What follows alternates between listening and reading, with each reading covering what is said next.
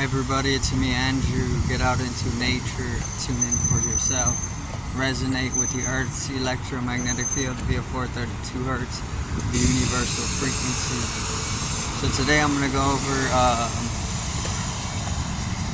falling into the flow, some more flow state stuff, and cosmic waves, right? Cosmic waves, extremely entrancing. So connecting yourself with cosmic waves is extremely entrancing, right? And it's a great induction to find that state of interconnectedness through resonating within the cosmic waves. How do you actually connect to them though? On a conscious level, because subconsciously you're already connected to them, but more so bringing it into a conscious experience of the cosmic waves to the point where you're able to actually perceptualize them within your cognition, so then that there's actual higher mathematics that is derived from being able to resonate within cosmic waves, which is just within the element of ether. The more that you connect yourself with the ether is when you actually are open up enough to be able to feel the cosmic waves, right? These are just like ocean waves, but they're higher in dimension. The data that you can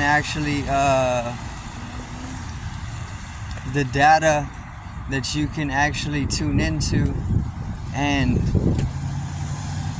or pull in is an accelerating information, right? But it's accelerating the whole process of life, in a sense. So the cosmic waves are very beautiful, right? You can find the data, the information, because this is all data is. Information is just form. Everything has a form. You look at my body, I have a specific form, which form is shape, and shape is geometry. Geometry is mathematics. This is very simple stuff, because it needs to be of a simplicity. If it's not simple, it's not understood simply enough, which is complexity mastered, but very easily simply understood and taught simply is the mathematics that can be derived in connection with cosmic waves. There's various different systems which are to throw you out of alignment or into dissonant states, so that you aren't actually able to connect yourself with the cosmic waves, which can lead you to the information which is going to further align you and connect you to the source itself, the source of creation. And the source of creation is very important, because this is where the purest forms of energy are connected with, or are harnessed.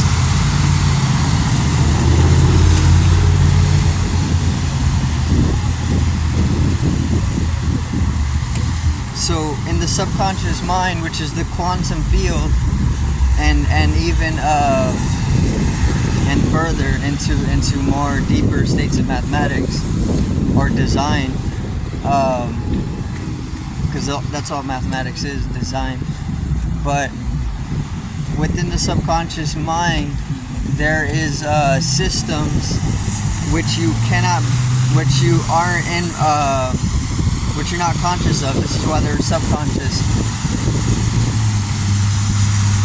There's systems that are constantly in development on a subliminal, subspatial level, and you cannot, because they exist on this level of existence, you cannot actually bring them into your perception unless you're doing something to shift your attention or your senses into those subspaces or the subliminal realities.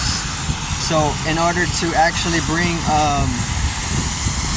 various different systems for furthering your development as an organism, you have to shift your attention to the various different regions or domains which are housing multiple different designs or systems which are constantly in self-development. But the moment that you start reflecting on those, after investing your attention into those subliminals or those subspaces, then you're able to actually reflect upon those designs, and it can have an immediate effect on your organism as a whole, right? So they can actually set up multiple different systems in regions or ethereal domains, which can keep you out of being able to connect with the higher cosmic waves. But then there's also on the flip side of that, there's also systems that are supporting the acceleration of development when it comes to connecting with the higher cosmic waves and source, right? So you have to go into the subconscious mind, which is where you're able to open up perception to a heightened state of being, where you're then able to further reflect upon different types of biomechanistics, in order to be able to facilitate those connections to higher dimensions, right? So it's like being able to only see in 3D until you train or something. Until you develop yourself enough to be able to see in a fourth dimension, a fifth dimension, or sixth, or seventh, or multiple dimensions. That's all it is, right? You're already capable of seeing in multi-dimensions to the point where you completely transcend the current realm that you're inhabiting on a specific level. But you need to open the subconscious to do this, or you need to open up the DNA. The DNA becomes petrified, or you need to rise the Kundalini. That's really what it is, because the Kundalini rise is found at the axis of the universe. The Kundalini rise is the axis of the universe, blossoming, opening up. The moment that happens is the moment that everything else blossoms forth.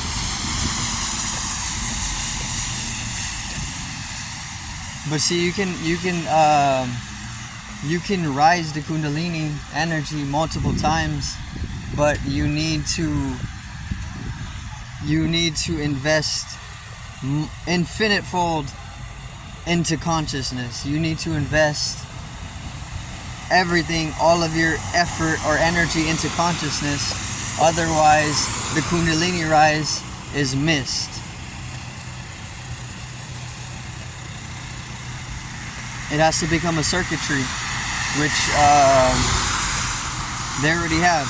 I don't know the name for the specific circuit, but there's a circuitry that you align with in order to be able to generate higher states of consciousness, right?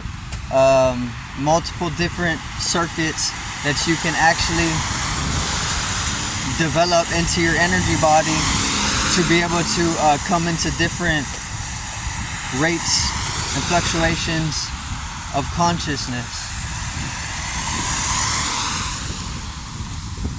So the let me see, what was it? I kind of forgot. The cosmic waves. The cosmic waves are just like ocean waves, right? Ocean waves do a lot for us. Ocean waves are very therapeutic, right? Ocean waves are very, very therapeutic for us as a species. When you go and sit by the ocean, it has a different effect. It has a very deeply intimate, intuitive effect on your emotional body or your magnetic field. The cosmic waves have an even more profound effect on us as a species because we come from the cosmos. And not only do we come from the cosmos, but we come from the ocean as well. See, we originated as fish people. Whenever we are developing in the womb as an embryo, a specific phase of the embryonic development, we have gills and we have a tail that are vestigial.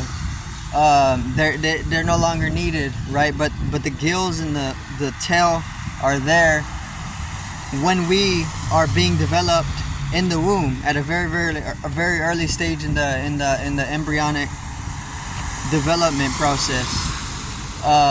And this comes from past mutations that we took up, right?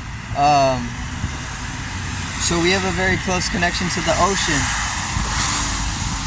We have very close connections to the civilizations that live within the ocean, to the dolphins, to the fish, right? To all the organisms in the ocean, and it's the same thing with the ether or the cosmos until you start getting into the astral, right? But we're actually ethereal beings as well.